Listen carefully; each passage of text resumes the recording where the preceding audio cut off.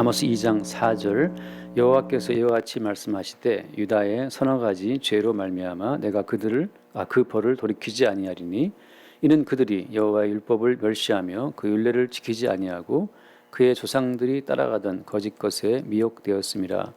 내가 유다에 불을 보내리니 예루살렘의 궁궐들을 사르리라.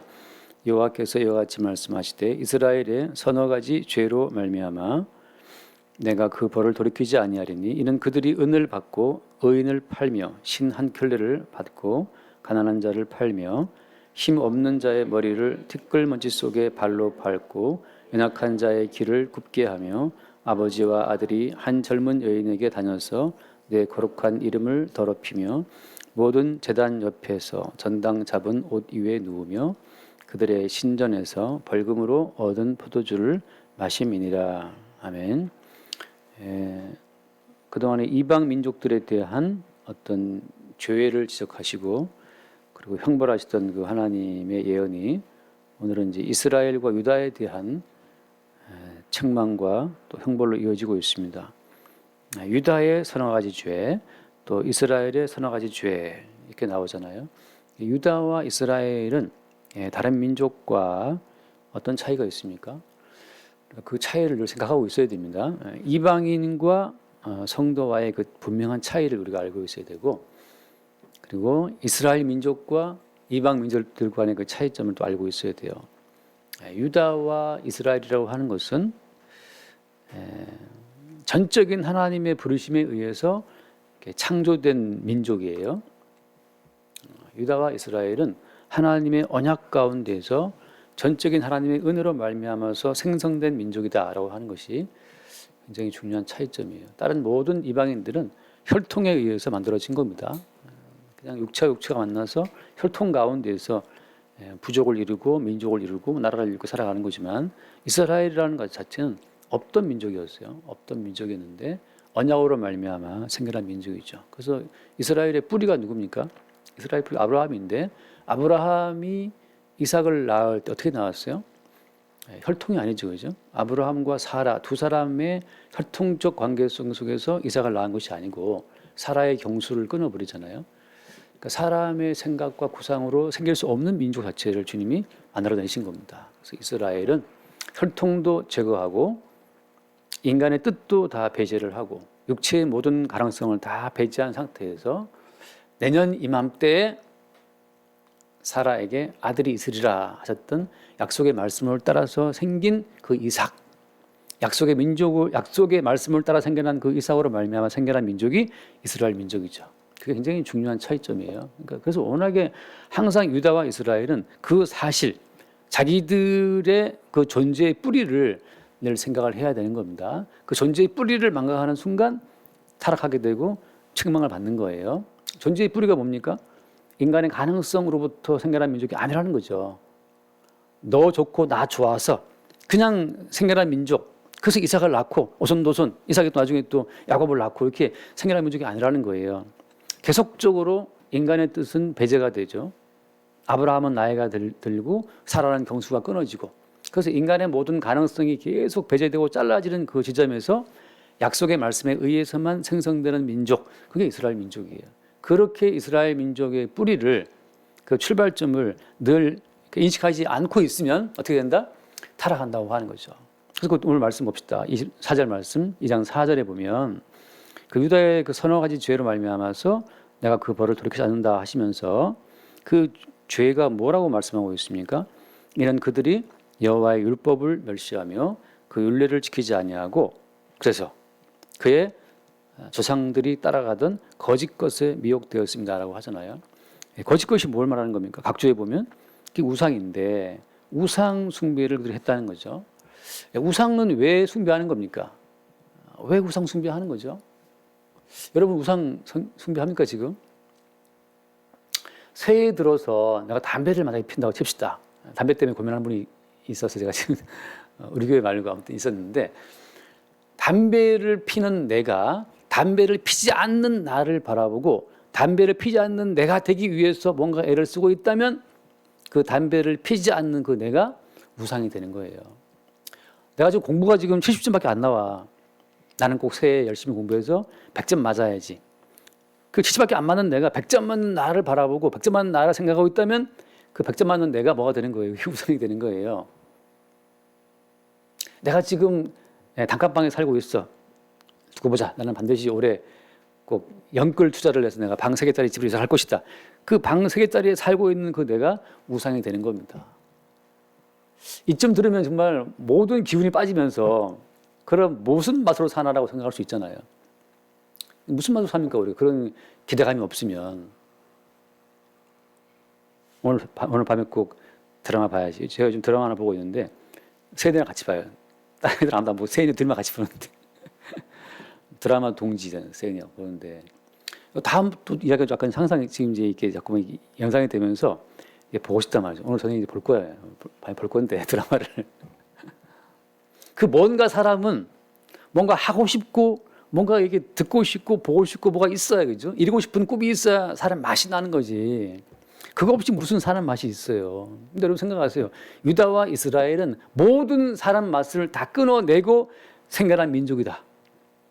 그렇잖아요. 생리가 아직 있을 때, 아직 아브라함이 건강할 때 그렇게 해서 아들을 낳고 아들을 키워야 맛이지. 생리도 끊어졌어. 아브라함은 늙어서 병병 그러는데 무슨 아를 낳습니까?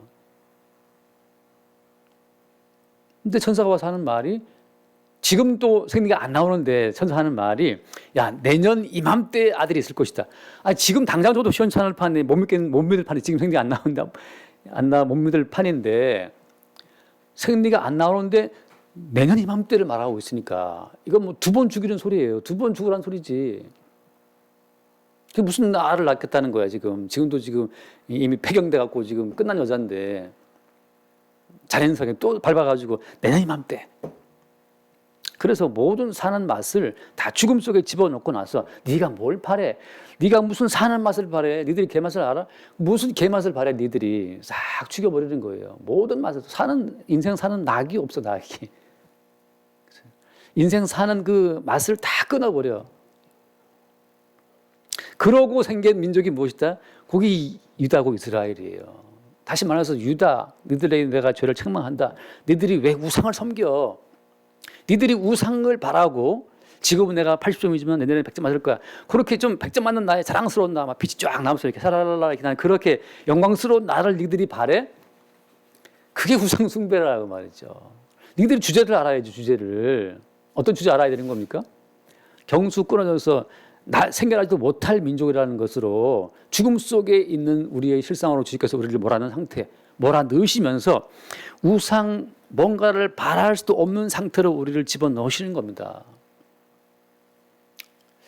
뭔가를 바라는 게 있다는 것은 아직 내가 살아있다는 거거든요. 뭔가를 바란다고 하는 것은 나에게 무슨 꿈이 있다고 하는 것은 지금 언약으로 보자면 지금 주제를 이탈한 거예요. 이탈한 거예요. 자, 말씀 한번 보죠. 출애굽기 말씀, 출애굽기 25장을 보면 출애굽기 25장 어떤 상태에서 주께서 이스라엘을 구원했는지를 말씀하시고 이게 그러니까 언약의 반복입니다. 이스라엘의 출처와 뿌리의 반복이에요. 출애굽기 22장입니다. 22장. 출애굽기 22장 25절을 보면 출애굽기 22장 25절 내가 만일 너와 함께한 내 백성 중에서 가난한 자에게 돈을 구워 주면 너는 그에게 채권자같이 하지 말며 이자를 받지 말 것이며 이거 아닌데 죄송합니다. 이거 이따 볼 건데 지금 먼저 나왔네. 내가 뭘 볼라 했었죠? 출애굽기에서 죄송합니다. 레위기 죄송합니다. 레위기 이게 좀 더 봅시다. 레위기 26장 13절 봅시다. 레위기 26장 13절 26장 13절 나는 너희를 애굽 땅에서 인도해 내어 그들에게 종된 것을 면하게 한 너희의 하나님 여호와이니라. 내가 너희의 멍에의 빗장을 부수고 너희를 바로 서서 걷게 하니라. 여러분 이스라엘의 뿌리는 뭐냐 하면 사망 가운데서 생명으로 나오는 거거든요. 이스라엘의 뿌리는 뭐냐? 종되었던 그 땅에서 극적으로 진짜 나올 수 없는 그런 어떤 은총을 입어서 종되었던 애굽 땅에서 나오게 된 거예요. 그게 뭐라고 묘사하고 있습니까? 내가 너희의 멍에의 빗장을 부수고 너희를 바로 서서 걷게 했다. 저는 이 말씀을 볼 때 이게 너무 사실은 제가 좀 감정이입이 되었고 이제 좀 한동안 멈췄던 구절이에요. 뭐냐면 멍에의 빗장을 부수고 너희를 바로 서서 걷게 했다. 이 말씀이 여러분 조선시대의 종들이 어떤 자세를 하는지 아세요? 조선시대의 노예들이 종들이 어떻게 양반 마님 앞에서 어떤 자세를 취했는지 여러분 혹시 본 적 있습니까? 조선시대 종들은 주인 그 양반 앞에서 고개를 들면 안 돼요. 항상 고개를 숙이고 있어야 되고 양반이 지나갈 때는 90도 정도로 이렇게 허리를 숙여서 안 들리니까 다 지나갈 때까지 숙이고 있어야 됩니다. 종이 주인 시킨다고 이렇게 주인을 이렇게 바라보지 않습니까? 바로 와서 바로 때려버려요. 고개를 숙이고 주인 얼굴에 그 빛나는 얼굴을 보면 안 돼요. 고개를 숙이고 있어야 되고 양반이 길에 지나가면 90도 허리를 숙이고 있어야 됩니다. 멍에의 빗장을 부수고 너희를 바로 서서 걷게 했다. 바로 서서 허리를 숙이지도 않고 양반이 지나가든 뭐 이병철이 아니 누굽니까 이재명이 지나가든 문재인이 지나가든 그냥 서서 이렇게 대통령 지나가네, 뭐 이재명이 지나가네, 성렬이 지나가네 이렇게 이게 자유인인데 예전 같으면 영의정 뭐 대감 지나가신다 몰락거라 그러면 다 서서 길바닥에 시궁창에 이렇게 고개 서갖고 이렇게 엎드려 있어야 되는 거 여러분 다 영화에서 보셨죠? TV에서. 허리를 필 수 없어요. 이스라엘의 출처가 어디냐? 애굽 땅 종되었던 곳. 애굽 땅에서 멍에의 빗장을 이 목에다가 메고 감히 고개를 들지도 못하고 허리를 필 수 없이 숙인 채로 그 애굽 사람을 섬겼던 그 종되었던 땅에서 주께서 어떻게 했다? 인도해 내었다. 내가 너희를 애굽 땅에서 인도해 내어 그들에게 종된 것을 면하게 했다 말이죠. 이 사실 아브라함과 사라가 아이를 낳을 수 없는 완전 폐경, 그 자국의 죽음 속에서 언약의 말씀으로 새로운 생명을 주어 이삭을 낳게 하신 것처럼 항상 유다는 무엇을 바랄 수 없는 그 폐경의 상태, 그 죽음의 상태 속에서 자기들이 있다는 사실을 항상 봐야 되는 거예요. 무엇을 바랄 수 없어요. 생각해 보세요. 제가 많은 분들의 이야기를 보지만 일제시대 때 그 36년 동안 일제 밑에 있었는데 그 시대 사람들은 대부분 다 독립이라고 하는 것은 생각을 못했답니다. 그냥 좀 배웠다는 분들을 제가 어떤 분 누구죠? 무슨 강원영 박사인가 뭐 다 마찬가지예요. 감히 해방될 거라고 하는 것은 상상을 못했어요. 다시 말해서 해방 조국이라고 하는 그런 우상 같은 것을 바랄 수 없었다고 하는 거죠. 폐경이 돼버리면 아이를 못 낳잖아요. 그럼 아이를 바랄 수 없죠. 성도는 매 순간 죽음 속에 들어가서 무엇을 바랄 수 없는 상태에 들어가야 그게 성도예요. 그게 이스라엘입니다. 근데 나는 70점이네 지금. 다음 100점 맞아야지. 네가 무슨 100점 맞는 너를 바래. 70점도 기적인데 그 사실을 모르겠어요. 진짜 우리 모릅니까? 70이 기적이라는 사실을 몰라요? 주님이 한 번 건드리면 바보 되는 것은 아주 시간 문제입니다. 백신 부작용 때문에 뭐 죽었다는 강릉 최초로 죽은 아이가 있잖아요. 그래서 제가 이제 그 유심히 봤는데 그 엄마 인터뷰도 보고 강릉에서 처음으로 죽은 고3 아이가 죽었어요.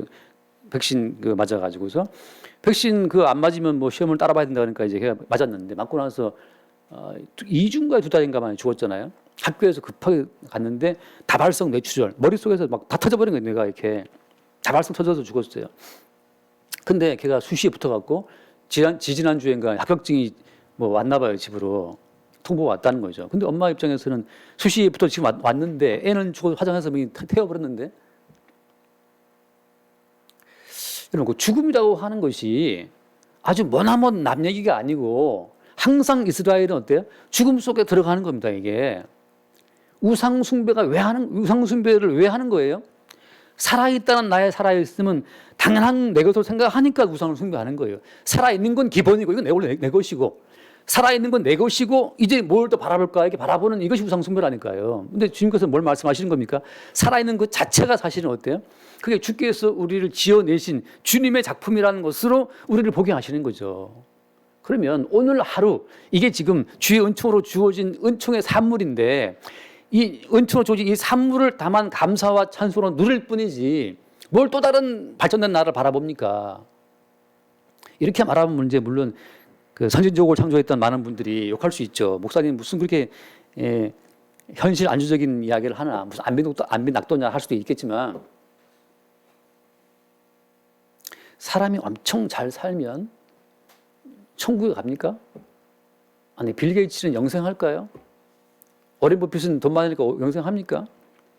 매일 장모님 말하면 스테이키를 먹고, 스테이키를 먹으면서 만난 걸 먹고 산다고 하면 영생하냐 말이죠.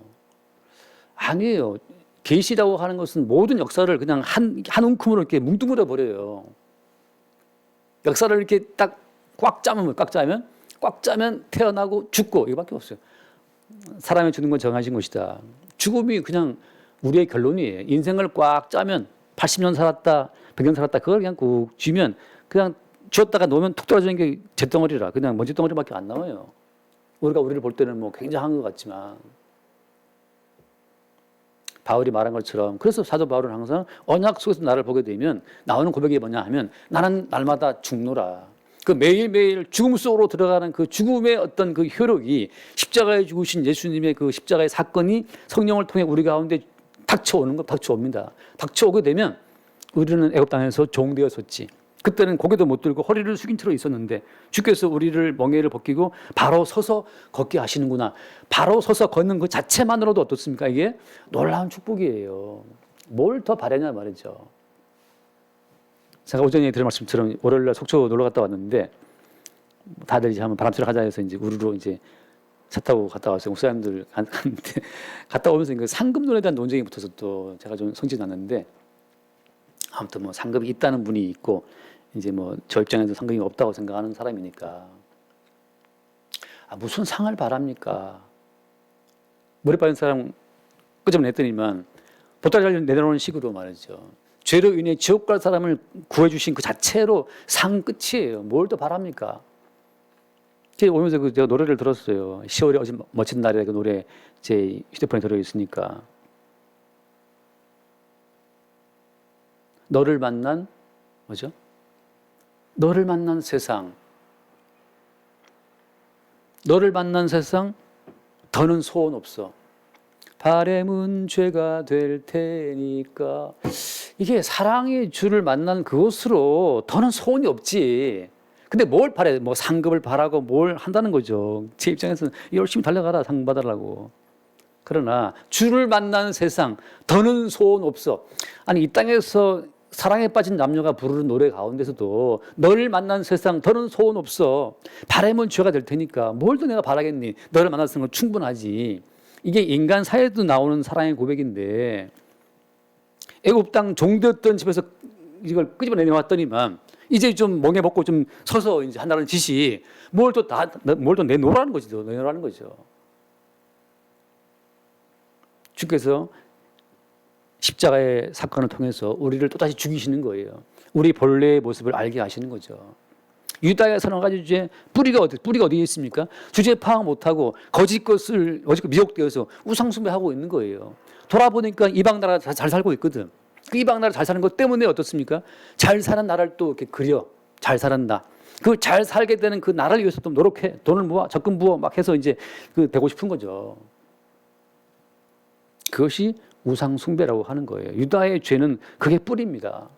주님의 구원의 은총, 나의 삶 자체, 내 존재 자체가 은혜의 산물이라는 사실을 믿지를 못하고 여기다가 더 덧붙이고 싶은 거예요. 자기의 꿈을 따라, 이 땅의 꿈을 따라 더 덧붙이고 싶은 그것이 유다의 죄악의 출발점입니다.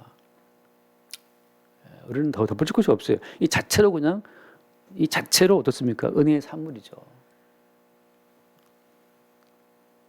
지금 이재희 집사 지난주에 이제 본인은 퇴원을 해서 조리원에 갔는데 아직 아기는 좀 검사할 게 많아서 이제 병원에 남겨두고 이제 아기를 병원에 두고 자기 몸만 조리원으로 가는 이제 그 상황이 좀 굉장히 마음이 이제 아팠던 것 같아요. 근데 좀 정밀 검사도 하고 뭐 할 게 좀 있어서 심각한 것 같지는 않지만 약간의 이제 몸에 이제 좀 다른 문제들이 좀 있어가지고 여러분 생각하세요. 그냥 현재 우리의 이 삶 자체가 이게 얼마나 놀라운 기적의 결과물인지를 생각을 해야 됩니다. 물론 어떻습니까? 물론 신체적으로 문제가 있다 하더라도 그것도 역시 어때요? 은혜의 결과물이에요. 성도에게는 모든 게 다 은혜입니다. 잠깐 말씀 하나 볼까요? 누가복음 16장. 누가복음 16장. 누가복음 16장 보면 19절 말씀에 19절. 누가복음 16장 19절. 한 부자가 있어 자색 옷과 고운 베옷을 입고 날마다 호화롭게 즐기더라. 얼마나 여러분 복받은 인생입니까? 부자인데다가 자색 옷을 입고 고운 베옷을 입고 날마다 호화롭게 즐겨. 정말 enjoy your life죠. 정말 뭐 뭡니까 그 뭐 욜로인가 욜로? 예, 욜로졸로 막 그냥 즐기는 거예요. 그냥 뭐 돈이 많으니까. 예. 근데 그 앞에 보면 정말 죄수 더럽게 없는 한 사나이가 있었으니 20절에 그런데 나사로라 이름하는 한 거지가 헌데 투성이로 그의 대문 앞에 버려진 채 가족 다 버렸나 봐요. 아무튼 간에 정말 죄수 못 묻은 사나이예요. 거지가 헌데 투성이로 버려진 채 있어요. 그리고 어떻습니까? 21절에 그 부자의 산에 떨어지는 것으로 배불리려 하며 심지어 개들이 와서 그 헌데를 핥더라. 정말 재수가 덜 게 없는 사람인데 여러분 이렇게 보는 이 두 가지의 모습만으로 이들이 복받은 인생인지 아닌지를 알 수 있습니까? 알 수 없어요. 그 다음번 이야기가 이어지지 그 다음번 후반전이 이어지는데 후반전에 보니까 22에 그 거지가 죽어 천사들에게 받들려 아브라함 품에 들어가고 부자도 죽어 장사됨에 그가 음부에서 고통 중에 눈을 들어 멀리 아브라함과 그의 품에 있는 나사로를 보고 불러 이르되 아버지 아브라함이여 나를 긍휼히 여기사 나사로를 보내어 그 손가락 끝에 물을 찍어 내 혀를 서늘하게 하소서 내가 이 불꽃 가운데서 괴로워하나이다. 이야기의 끝은 이렇게 이어지는 겁니다. 영생의 은총을 받은 자의 입장에서는 어떻습니까? 이 땅에 사는 그 어떤 그 살아가는 그 모습 자체가 이게 큰 문제가 안 된다는 사실을 지금 말씀해 주고 있는 거예요. 여러분 가난합니까? 가난한 건 문제가 안 돼요. 어디가 아픕니까? 문제 안 돼요. 어디 장애가 생겼습니까? 문제 안 돼요. 문제는 뭐예요? 문제는 뭡니까? 문제는 사라의 태아를 폐경로 만들어 놓으시고 그 속에 약속의 말씀을 집어 넣으시는 하나님의 약속에 없는 것이 그것이 큰 문제인 거예요. 내가 폐경되듯이 내 삶이 거제가 되었어. 헌데를 알아. 버려진 채 있어요. 그렇다 하더라도 약속의 말씀이 이 속에 들어와 있으면 반드시 그 약속의 말씀은 다시 우리 속에서 꽃을 피운다는 거죠. 그게 영원한 생명의 나라를 받는 거예요. 이 땅에 있는 어떤 삶의 과정이 그게 문제가 아니라는 사실을 이 세상의 어떤 그 뜬구름 같은 그 꿈에서 우리를 깨어나게 하시는 말씀이에요. 이 땅에서 잘 살기의 경쟁이 그것이 왜 축복의 기준인 것처럼 그렇게 오해하냐 이 말이죠. 이 땅의 모든 삶은 드라마의 한 과정처럼 아무것도 아닌 거죠. 제가 어떤 분하고 대화하면서 그게 뭐 아내가 없다, 아내가 뭐 제가 가끔씩 외로워하니까 뭐 외롭다 말이죠. 이렇게 대화하는 중에 어떻게 외로움을 사실 넘어서지도 않지만 이런 생각을 제가 한다고 이제 제가 하나의 비유로 이야기를 했어요. 극장에서 한 2시간짜리 영화를 보고 나오면 예전에 장군의 아들 보고 나와서 다들 이렇게 막 이렇게 어깨 힘주고 나왔다 하는 것처럼 그 장군의 아들을 보면 내가 장군의 아들인 것처럼 어깨에 힘이 들어가고 말이죠. 슬픈 멜로 영화 보고 나오면 그냥 슬퍼. 세상에 다 슬퍼 보여 나오면. 한동안 그 영화 본 감흥에 빠져가지고서 헤어나지도 못해요. 인생이란 80년짜리 영화예요. 인생이란 70년짜리, 80년짜리 영화라고 하는 거죠. 거기서 우리는 수시로 빠져나옵니다. 현실을 보고 이것은 하나의 영화일 뿐이다. 주님 말씀처럼 너희는 잠깐 보이다가 없어지는 뭐라 했습니까? 안개 같다. 지금은 뭐 그냥 아빠, 엄마, 뭐 부모님하고 뭐 친구, 뭐 우리 남이가 막 지내고 있지만 이 모든 관계가 죽음이 쫙 밀려오는 순간 다 해체, 다 끊어져 버립니다. 다 끊어져 버려요. 다시 그리스도 예수의 몸이라는 새로운 관계로 엮이지 않으면 다 버림받아서 그 짜투리 나무 떼기 저 불에 태우는 것도 다 태워져 버리는 거죠. 인생의 진실은 뭐냐? 지금 부자다, 지금 거지다 라고 하는 것이 진실이 아니고 그에게 영원한 생명의 그 줄이 연결되어 있느냐? 그게 진실이라는 거죠. 그게 현실이에요. 그리스도 예수의 은총의 결과물로 네가 있느냐? 그렇다면 지금 거지로 산다 하더라도 어떻습니까? 이 사람은 그리스도 예수의 생명에 연결되어 있기 때문에 이 사람은 거지라 하더라도 이미 영원한 생명에 속한 백성이 되는 거고 지금 부자로 살고 있지만 영생의 줄이 다 연결되어 있지 않으면 버리운 자예요. 버리운 자. 인생이 80년 살면 긴 것 같죠. 안 길어요. 왜 안 기냐? 가끔 저는 이 어떤 그 뭐라 하죠, 그거를 그 언제가 본 것 같은 느낌, 그 뭐라 합니까? 기시감 그 뭐냐면 이런 거예요. 사실 이게 내가 드라마에서 봤던가? 내가 경험했던가? 내가 내 몸으로 경험했는지 드라마에서 본 얘기를 내가 편집한 건지 그 구분이 안 가요. 이 뇌에서 기억에 찍힌 이 어떤 그 자체가 드라마에서 본 것을 내가 기억하고 있는 건지 실제 내가 몸으로 체험한 건지가 기억이 헷갈린다니까. 다시 말하면 우리의 전체 모든 인생이 기억으로만 남아 있어요. 기억으로만. 참 웃기잖아요. 나중에 기억 싹 지워지면 내가 누구지? 딸을 보고 누구세요라고. 제가 말씀드린 우리 아는 목사님 그 장모님 돌아갔을 때 그 장모님이 어느 날 갔는데 그 사위 목사님 보고 누구시냐고 해갖고 그 사위가 놀래가지고 목사님 놀래가지고 저 사위예요, 사위. 기억이 싹 지워지니까 딸도 못 알아보고 글씨도 못 알아보고 성경도 못 읽고 모든 것은 그냥 기억 속에 들어있는 겁니다. 내가 부자다, 내가 잘 먹었다, 그게 아무것도 아닌 거예요. 근데 우상 숭배에 빠져서 계속 또 다른 어떤 그 나의 확대된 나를 바라보는 거죠. 자, 여기서 중요한 것은 뭐냐? 오늘 30가지 죄로 책망하시는 것처럼 주께서 우리를 징계하시고 책망하시는 과정을 통해서 다시 우리를 꿈에서 깨어나게 하시면 그때 새해는 100점 맞아야지라고 하는 거기에서 벗어나게 되면 어떻습니까? 육신 맞은 거 이것도 사실은 굉장히 은혜라는 사실을, 욕심 맞은 것도 은혜라는 사실을 보게 되는 거죠. 물론 100점 맞은 애가 보게 되면 아유 저 헌데를 앓으면 저 뒹굴고 있는 거지 새끼라고 할 수 있어요. 50 맞고 좋아하고 있으니까. 100점 맞으면 천국 갑니까?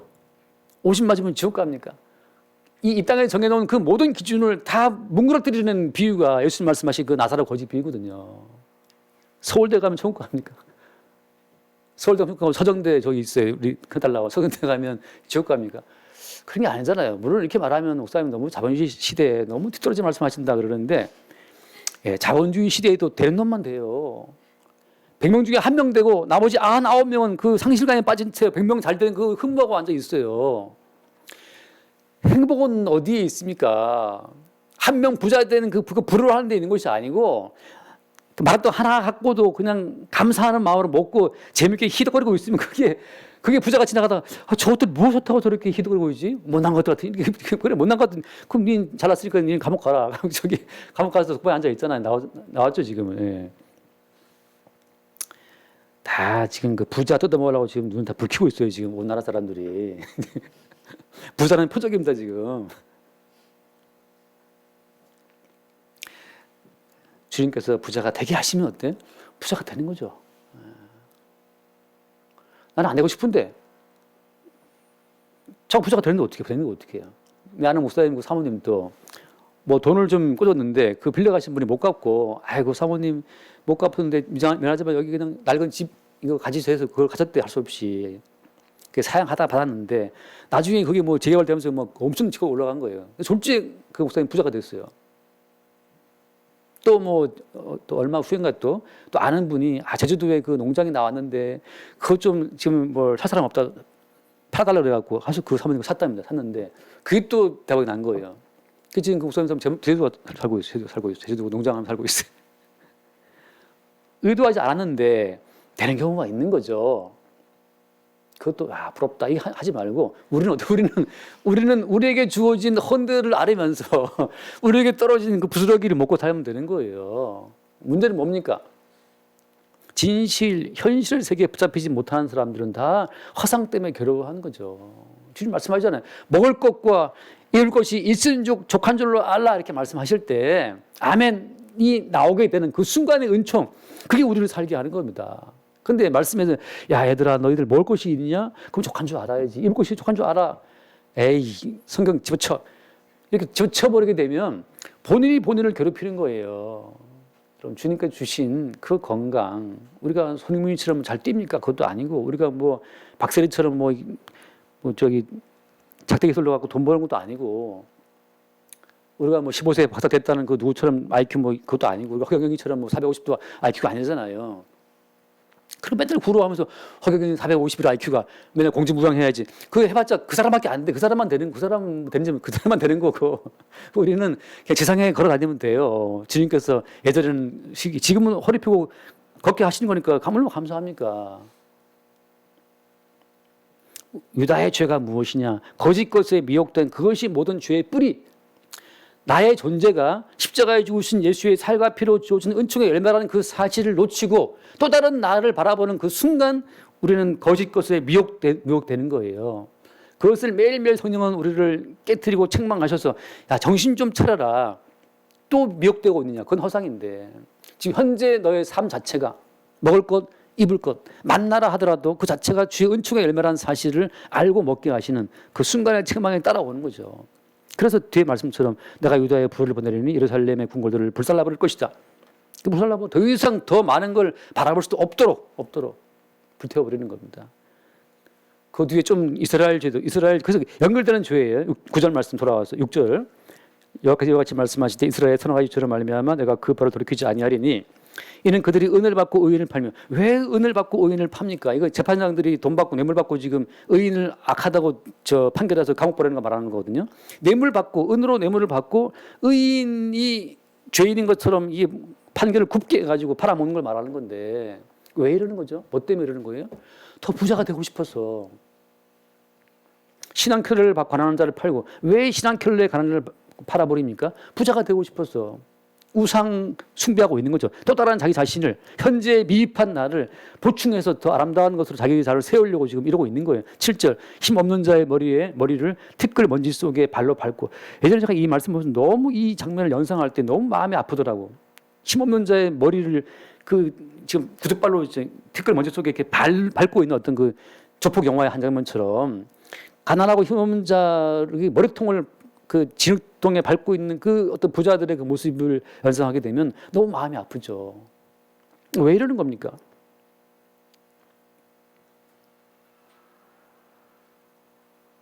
그들의 것을 더 뺏어 가지고 자기 것을 더 채워서 말이죠. 더 부자가 되고 싶은 우상 숭배 빠져 있는 거 아니에요? 아버지와 아들이 한 젊은 여인에게 다녀서 내 거룩한 이름을 더럽히고 쾌락에 좀 더 인생을 어떻게 하면 좀 더 재밌는 게 뭐가 없을까? 그 재미 가다 보니까 한 젊은 여인에게 부자가 다 드나드는 상황이 생기게 되고 더 재미 하다 보니 나중에 소돔과 고모라처럼 동성애에 빠지게 되고 전부터 뭐 신박한 뭐 좀 새로운 쾌락이 없나 하다가 무슨 예전에 그 뭡니까 무슨 클럽 벌써 이름도 까먹었는데 뭐 그 있잖아요 그 뭐 지리 친구 지리 후배 누구지? 승리가 왔다 갔다 했다는 뭐 그런 버닝썬이니 말이죠. 다 이게 더 큰 쾌락, 현재 내게 주어진 밥 한 끼의 이 즐거움 자체는 못마땅해. 좀 더 뭔가 다른, 좀 뭔가 적극 쾌락 자체를 더 키워나가는 거죠. 모든 것이 우상 숭배가 그 뿌리에 있는 거예요. 9절, 8절, 모든 제단 옆에서 전당 잡은 옷 위에 누우며. 여러분, 기본적으로 율법에 의하면 전당 잡은 옷은 어때요? 해지기 전에 돌려주게 되어 있습니다. 왜 가난한 사람들은 그 옷 한 벌로 낮에 입고 밤에 덮고 자니까. 이스라엘 좀 건조한 지역이라서 낮에는 되게 덥지만 밤에는 또 굉장히 서늘해요.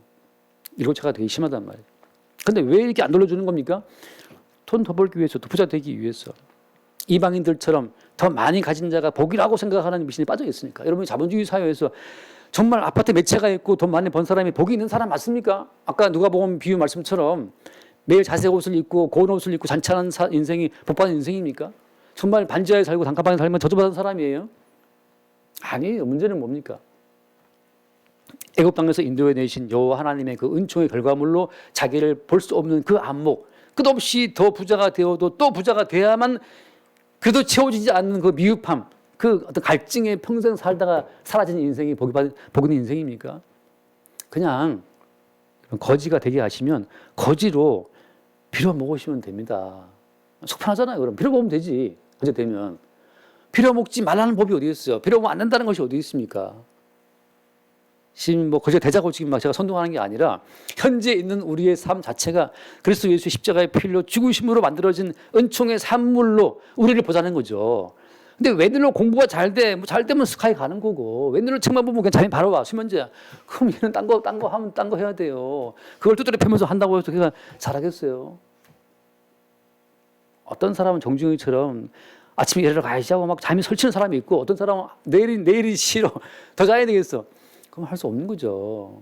그대로 주께서 우리를 만들어 가시는 그 모든 삶의 자리가 종되었던 집 고기도 못 들건 그 땅에서 우리를 건져내신 예수의 은총의 결과물로 내가 여기 있다. 그렇게 자기를 볼 수 있는 그 안목 속에서 우리는 누가 물어봐도 너 왜 이렇게 살아?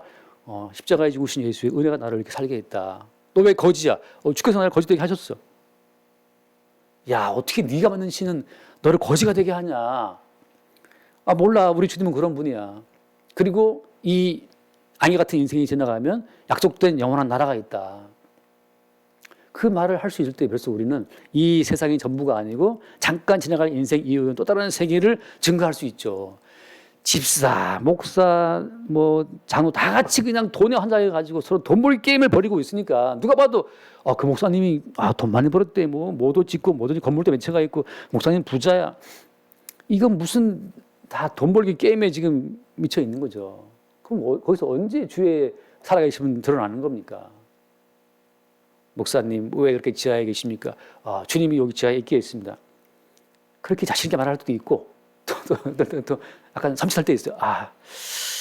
어느 때까지 여기 있어야 되나 이렇게 할 때 있단 말이죠. 그러나 주의 성령께서 항상 우리를 일깨우시면서 자꾸 말하면 그렇잖아요. 너 지상에 좋은 집 살면서 전신 지체 마비 되고 싶냐? 물어본다면 뭐 원하겠습니까? 저는 정말 두 다리 멀쩡히 좋지 벤츠 타고 다니면서 이 절도거리는 것보다 훨씬 이러면 또 그죠? 장애인분들이 안타까워할 수 있지만 여러분 장애했던 나사로 있다는 나사로처럼 저 거지가 되든 간에 우리를 그 자리에 있게 하시는 그 자체로 주님의 은총의 결과물이라는 사실로 우리 인생을 볼 수 있는 안목, 그게 영생의 세계 속에서 자기를 보는 새로운 안목이라고 하는 겁니다. 여기서 마지막 중요한 것은 이게 현실 만족 같은 그런 일반적인 자기 합리화가 아니고 성경에서 항상 뭘 이야기해요? 내가 너희를 애굽에서 인도해 냈다. 또 어떻습니까? 내가 너의 너의 태가 폐경되기를 내가 기다렸다는 거죠. 내가 너를 거지가 되게 했다라고 하는 거. 할 수 없이 받아들이는 그냥 인샬라 죄 되심 받아들이는 것이 아니고 주께서 우리를 거지가 되게 하시고 애굽병에서 우리를 종되게 했다가 끄집어내 오시고 다 주님이 하셨다고 하는 거예요. 무엇 때문에? 십자가에 죽으신 예수 그리스도를 나타내고 증거하기 위해서. 그분 자체도 죄인으로 왔고 죄인으로 못 박혀 죽었고 사람으로 부활하신 분이니까. 그 예수님과 똑같은 코스로 들어가서 함께 죽함과 살아가는 그 과정 속에 성도가 따라 들어가면서 그분의 가난함, 그분의 멸시와 무시를 다 함께 경험하면서 가는 겁니다. 우리 받는 멸시와 무시가 있다면 주님은 더 큰 멸시를 받고 이 땅을 지나갔다는 사실. 그렇게 우리의 그리스도 예수 그 십자가의 그 사건만이 우리에게 현실을 일깨워주는 참된 어떤 순간 될 수 있기를 바랍니다. 기도하겠습니다. 주님 감사합니다. 유다가 애굽에서 종되었던 그 위치에서 구원받은 본래의 자리에서 이탈하는 순간 거짓 것에 미혹되어 이 세상 풍습을 따라 우상 숭배에 빠진 것을 보게 됩니다. 주님, 우리가 어떠한 죄에서 구원되었는지 마땅히 죽어 마땅한 죄에서 대신 죽으신 예수의 은총으로 구원받은 구원의 사건만을 우리의 참된 현실의 뿌리로 볼 수 있도록 우리의 안목을 새롭게 하여 주옵소서. 우리 주 예수 이름으로 기도드립니다. 아멘.